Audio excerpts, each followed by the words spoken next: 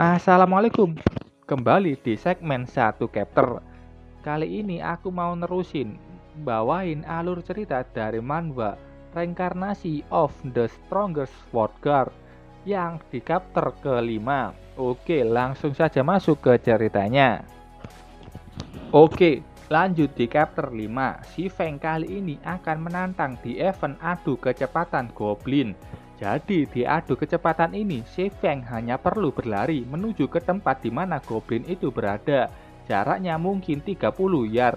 Penantang bukan hanya berlari. Para Goblin yang ada di towernya akan menembaki penantang untuk menggagalkannya.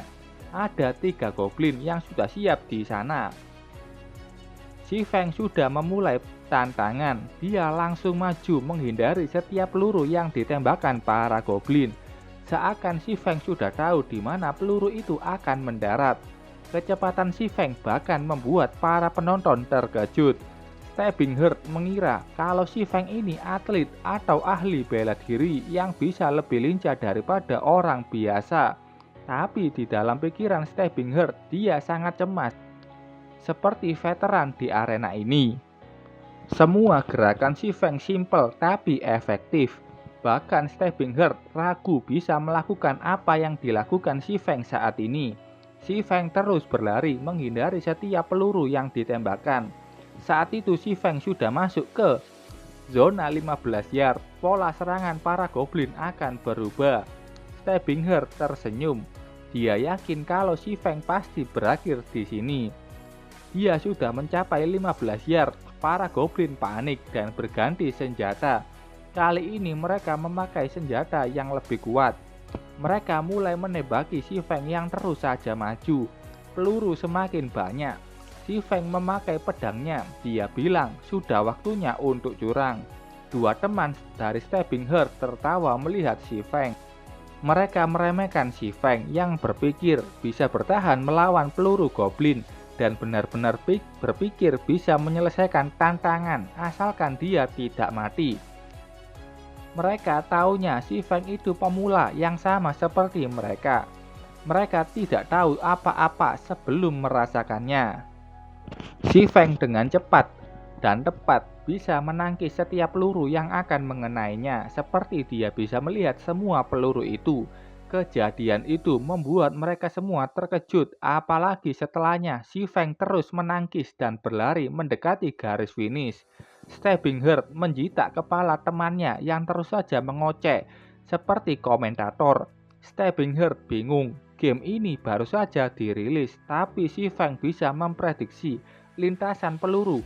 Bahkan setelahnya dia memblokir peluru dengan pedangnya. Kemampuan si Feng mengontrol karakternya begitu hebat. Saat itu Stabbing Heart memberi peringatan ke si Feng. Karena para goblin kembali mengganti senjatanya. Kali ini mereka menggunakan machine gun. Para goblin menyumpahi si Feng, segera matilah.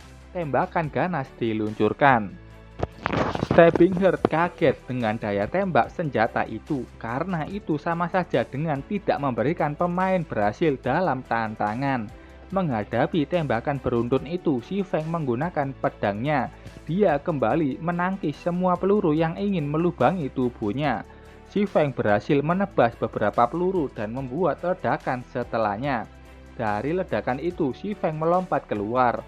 Si Feng kembali berlari menuju ke tower. Dan Goblin Wasit sudah mengumumkan kalau waktu penyelesaian si Feng 14 detik. Dan si Feng berhasil menyelesaikan tantangan dengan peringkat perunggu. Si Feng menghela nafas. Dia senang setelah menyelesaikan tantangan yang sulit itu. Dia menjadi penantang pertama yang berhasil dan peringkat perunggu. Si Feng mendapatkan hadiah 1 koin perak dan skill Swordman Thundering Flash. Para goblin merayakan kemenangan si Feng. Begitu juga dengan Stabbing Heart yang menyoraki keberhasilan si Feng. Skill Thundering Flash, tipe pergerakan, skill yang bisa mengirim 3 tebasan pedang ke depan dengan cepat. Tiap tebasan bisa memberikan damage 10%. BTW di catatan translate-nya yang baca novel ada tipu. Damage sebenarnya 130%. Si Feng senang setelah mendapatkan skill yang kuat itu. karena ini adalah skill yang cocok dengan kelas Swordman yang berfokus memberikan damage.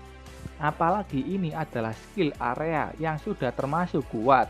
Si Feng menoleh ke belakang dan ada 3 orang yang terpana melihat kemampuannya. Si Feng bilang ke mereka, kalian bisa lanjut main dan aku akan pergi. Sekaligus mengingatkan mereka untuk mengembalikan 50 tembaga besok. 2 teman Stabbing Heart malah menyarankan untuk menjara hadiah yang didapatkan si Feng. Mereka langsung dihajar Stabbing Heart. Dia menasihati 2 temannya. Harusnya kita menjadi pemain seperti si Feng, bukannya malah mau merebut barangnya. Si Feng saat ini sudah berada di luar dan di tengah hutan. Dia sudah mendapatkan buku skill dan sekarang waktunya dia berlatih dengan skill itu sampai menguasainya. Oke, itu tadi alur cerita singkat dari chapter 5 manhwa reinkarnasi Dewa Pedang Terkuat. Terima kasih buat kalian yang sudah menonton videonya sampai selesai. Salam jam 12.